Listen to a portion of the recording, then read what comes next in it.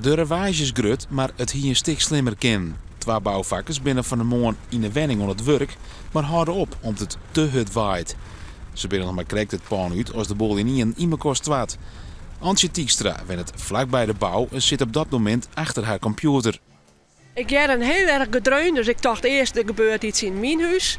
Dus ik zie het echt met de handen aan de hollen en toen zei ik een hele grote stofwolk maar iets vallen. En toen werd ik al dus ik heb heel hard mijn man op van hier komen, want ik denk dat er zitten twee mannen onder. Nou, ik had een klap en de vrouw die was tegen mij en daar ben ik hierheen gevlogen.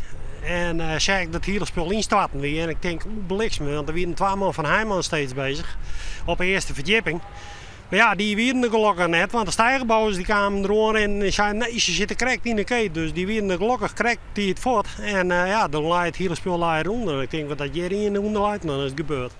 Het ongeluk is na alle gedachten veroorzaakt door de harde wind, maar mogelijk binnen de wanden van het huis net goed genoeg vastzetten maar steunbalken. Bouwbedrijf Heijmans is verantwoordelijk voor de bouw en had het werk voor eerst deadline. Nou, er wordt in ieder geval inderdaad een onderzoek door ons gedaan, want we willen natuurlijk wel het naadje van de kous weten wat hier nou zich precies heeft afgespeeld. We zullen ook kijken naar de omliggende woningen.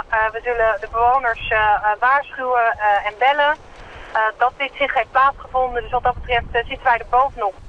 Hoe lang het werk stil lijdt en hoe volle vertraging de bouw of smiet door het ongeluk is nog onduidelijk.